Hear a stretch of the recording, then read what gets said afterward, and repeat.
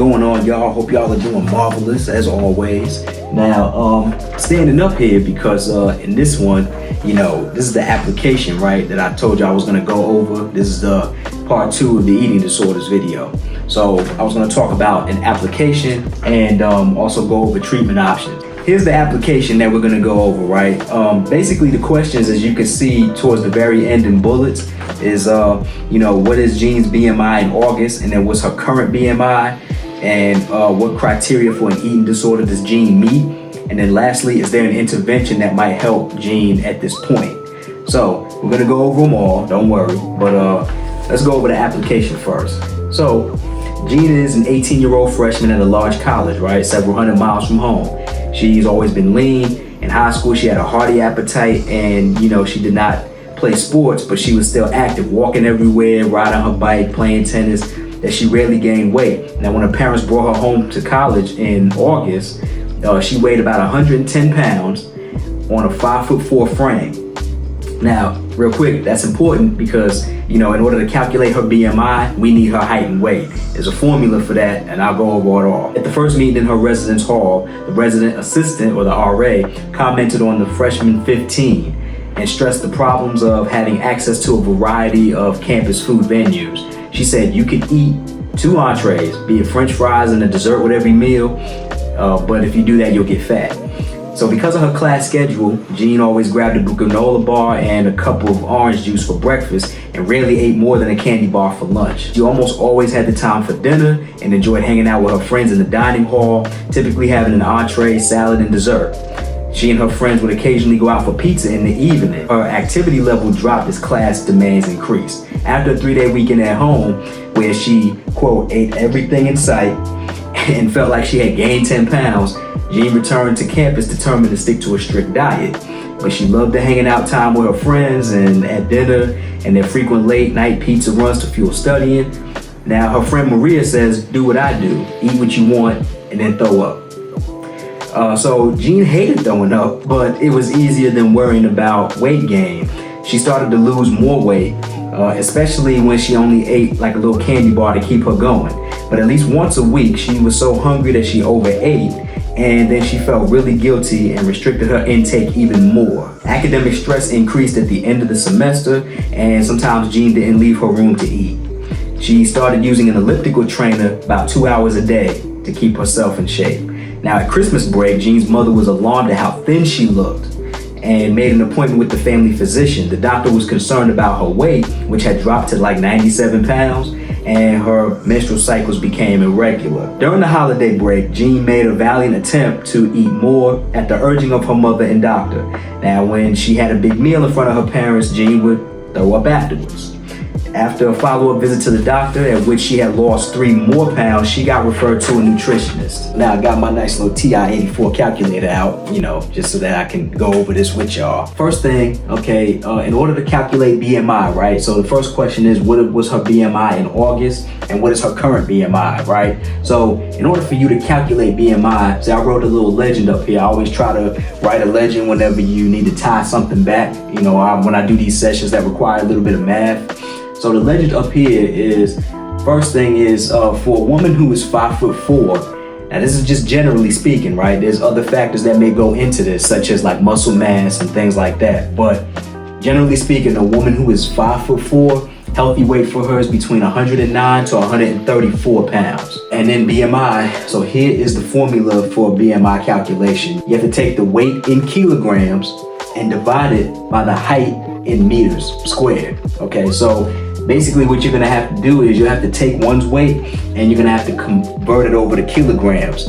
And then with the height, you have to take the height in inches and convert it over to meters and then square it. So we're gonna go over that. First thing we're gonna do is her weight, right? So her weight is 110 pounds. In order to get her weight, and I'm gonna put this up for you, in order to get her weight, you have to take her weight in pounds and divide it by 2.2. Now that should give you 50, which is what this number is right here. This is her BMI in August. She weighed 110 pounds in August, so 110 pounds is 50 kilograms. Now we have to take her height and, do the same thing except turn it into meters. So the way to do that is you will take 5'4", which in inches is 64, and divide it by 39.37, and that's going to give you 1.63 roughly, round it up. You're not quite done yet. That's your height in meters, but you still have to square it. You have to put it to the exponent of 2. 1.63 squared is going to give us 2.64. That is her height in meters squared. We now have everything we need to calculate her BMI. We have her weight in kilograms, and we have her height in meters squared. So 50 divided by 2.64 is going to give us 18.9 rounded off, right? 18.9 BMI for a woman, that is considered a healthy BMI. Healthy BMI for a woman is between the ranges of 18 to, I believe it's 25 and a half, if I'm not mistaken. Once you get to about 26, you're considered overweight, and then of course over 30 is obese. Now, what's her current BMI? That's the second part of that first question. So, as we've read, in the application, when she came home, they took her to a physician, and the physician found that her weight dropped from 110 to 97 pounds with everything that she was doing, all the extreme measures she was taking. So now, what we're gonna have to do is for her current BMI, if you remember from the last part of the application, she had dropped 3 more pounds when she went back to go see the physician just before getting referred to a nutritionist. So she went from 97 to 94 pounds. She lost 3 more. So this would be her current weight right now, which we're gonna use to calculate her current BMI. So again, 94, right? And you're gonna divide that by 2.2. You're gonna get 43. We already have her height, that didn't change. So all we did was just carry the 2.64 down. So now you can take 43 and you can divide that by 2.64 and you're gonna get 16.3 BMI. This is a problem. Once you hit 16 or lower than 18, that is, which 16.3 is, you're now considered underweight. Like you're starting to wade into the unhealthy stages of BMI. So that answers the first question. What is the criteria? If you notice, there was pretty much a whole lot of criteria, right?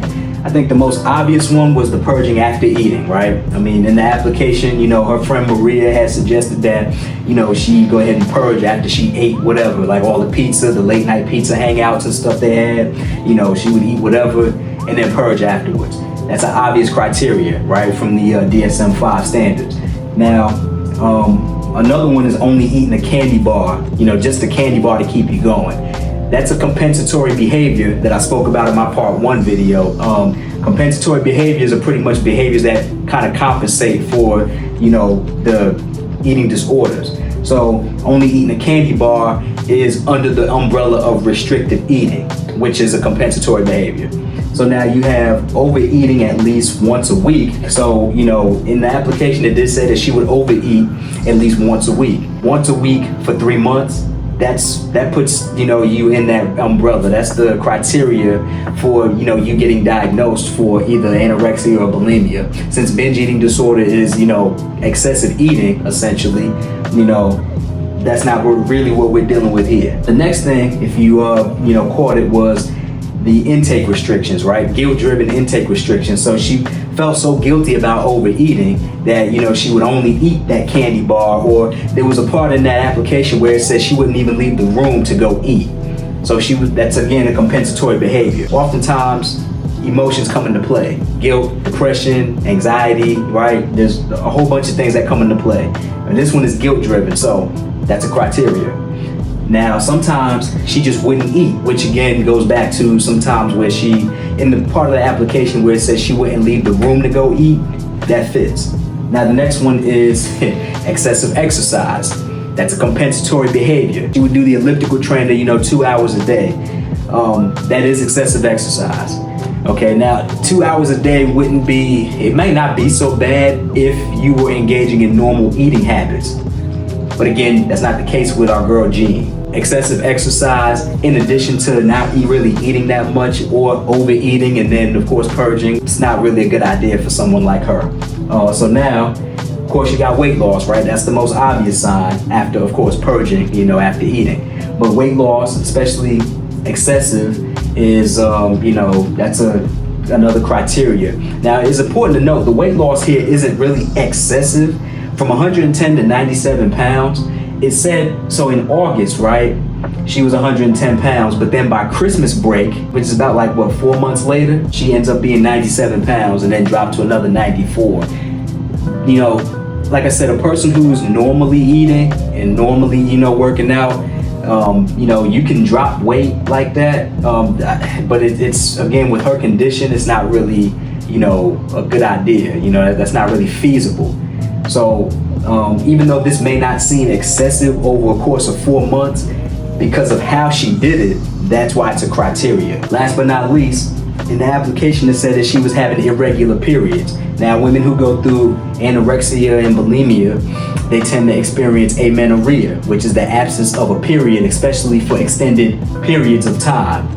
And now we're gonna go ahead and move on to treatment options, right? So, there's a few different treatment options, okay? You know, care teams, that's definitely the biggest one, all right? And those care teams can be in or outpatient. Usually though, it just depends on how severe the eating disorder is. Inpatient, of course, means, you know, in the hospital. Outpatient normally means, you know, outside of a hospital setting. So usually care teams will consist of, you know, these types of people here. The RD is a registered dietitian. The registered dietitian, of course, their job usually is to, especially in the case of eating disorders, to help people, you know, sort of structure themselves to engage in normal eating practices again. Mental health professionals, that's definitely an important one, because unfortunately when it comes to eating disorders, a lot of why those are driven happen to be psychological. They happen to be mental, right?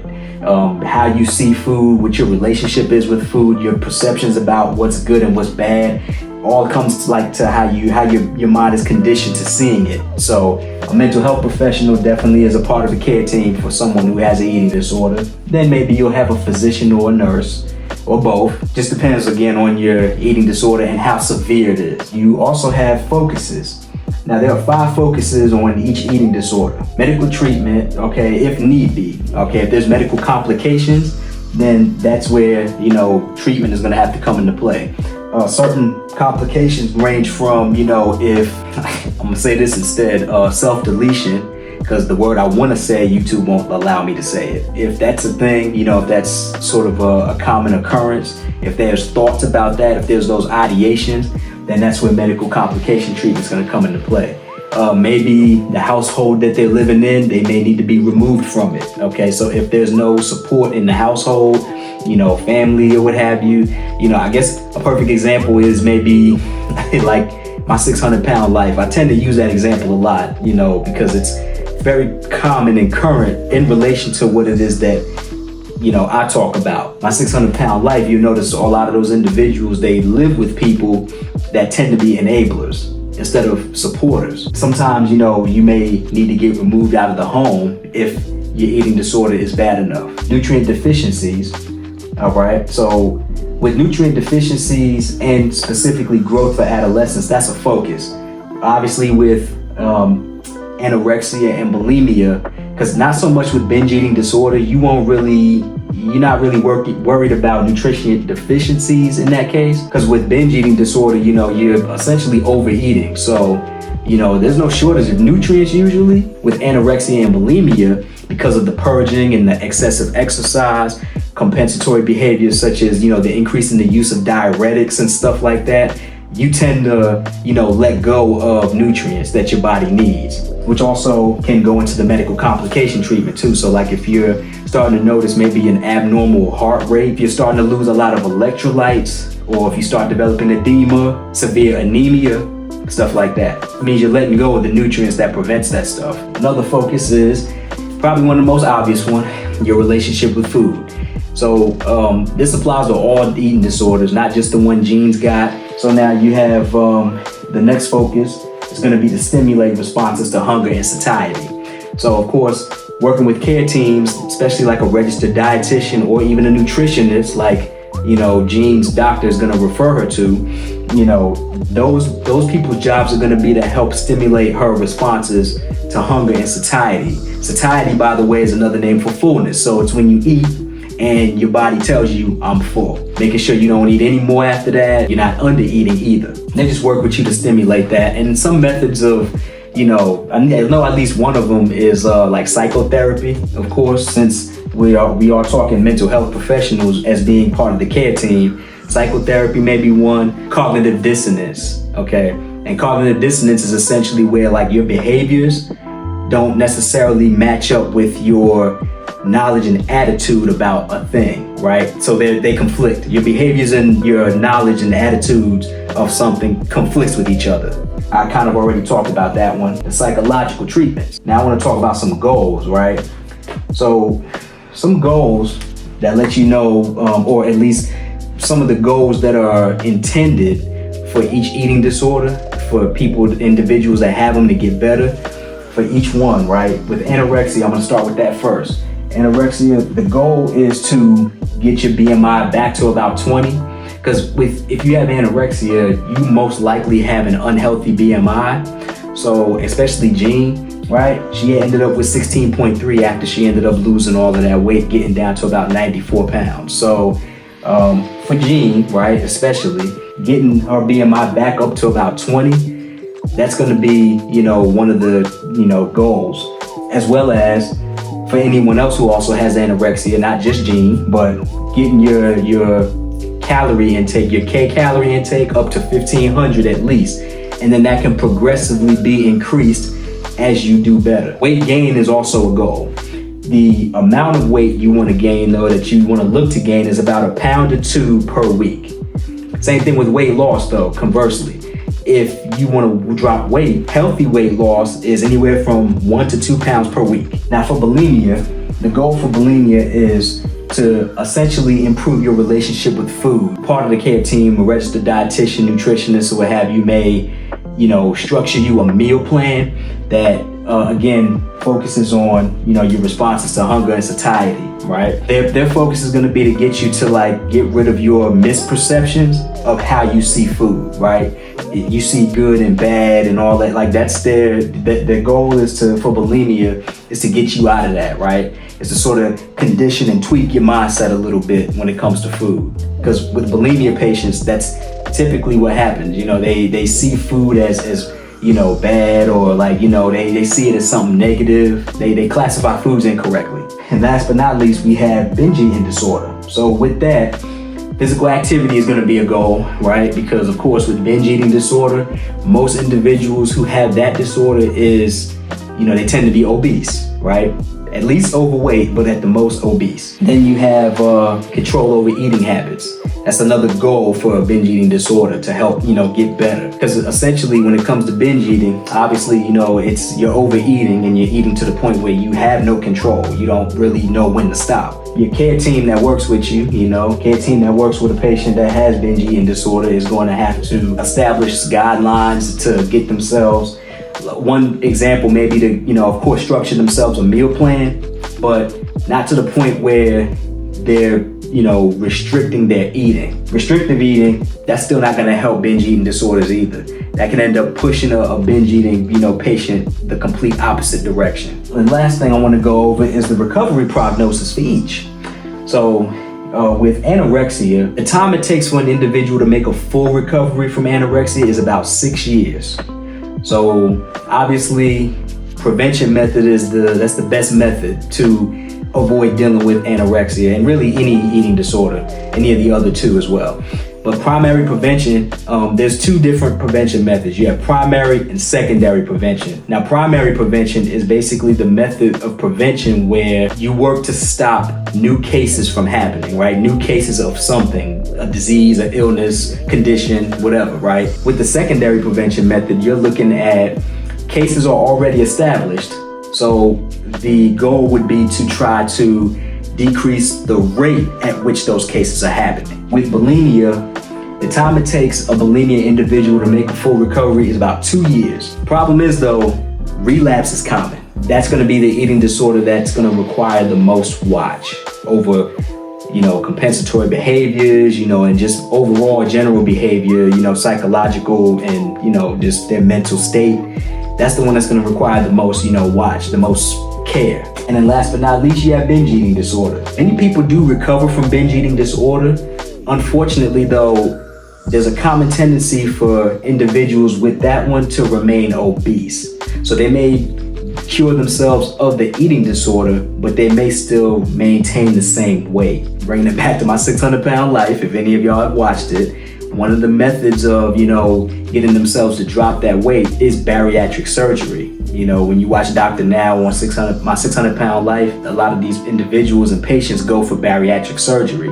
But oftentimes you'll notice bariatric surgery isn't an option unless they've tried everything they could first, right? To lose the weight and to tweak their eating habits, right? As a matter of fact, that relates perfectly to like binge eating disorder. What we're talking about now relates perfectly to my 600-pound life, because one of the things Dr. Now does is he structures the patients on, a meal plan essentially, right? And of course, to get some physical activity in, whether it's just getting up, getting outside and walking, working with a physical therapist or, a trainer rather, to, just do simple exercises. But, they got to get up and get out, get active. In addition to eating a certain amount of calories, and that usually is a high protein and no carb diet. Because unfortunately, the bad thing about carbs, especially for patients that are that heavy, carbs is, it's our body's main preferred source of fuel. But when your body has excess carbs that it doesn't know what to do with, it's gonna convert over to fat. The patients on my 600-pound life who are already, obese heavily and don't really get active, the carbs that they would intake aren't doing anything for them. Okay, see, now I don't want y'all to look at this and hear what I'm saying about carbs and what it can do if you're in excess and think carbs are bad for you. That's not what I'm saying at all. It's still our main preferred source of energy. We need carbs, but you also have to be active. What I'm saying is you can't just eat carbs and not do anything. You can't eat carbs and then just be stationary or be sedentary. Because there's people that live sedentary lifestyles. They work behind desks, they sit at a computer for 8 hours a day or what have you. You have to complement that lifestyle, and you got to do it with exercise. That's going to be it, y'all. Hopefully, like I said in my first video, I won't reiterate it too much. But if you or anyone else has dealt with an eating disorder or are currently dealing with one and you happen to watch my video, please do what you can to seek help. If you used to deal with it, maybe share your stories so that other people who are dealing with it, they can essentially have somebody that they can relate to. Because unfortunately, as much as I can educate, I don't have that first-hand experience of having a disorder like that. So I can't really relate to somebody, who is going through it. We all need each other, right? We all need each other. Our stories, our walks of life, they all essentially, we're in tune with each other, whether we know it or not. Indirectly or directly, we're all in tune with each other. So, we should continue to stay that way. Anyway, that's gonna be it. All right. Thank y'all very much for tuning in. And this has been part 2 of eating disorders, the last part. I'm gonna move on to my next one. Not sure what that's gonna be yet. Maybe it's a special session. So you gotta stick around and find out. Give me a like, comment. If you check my comments often. So if you got any questions, comments, concerns, please hit them up. Subscribe if you feel inclined, and I will see y'all on the next one. Take care of yourselves.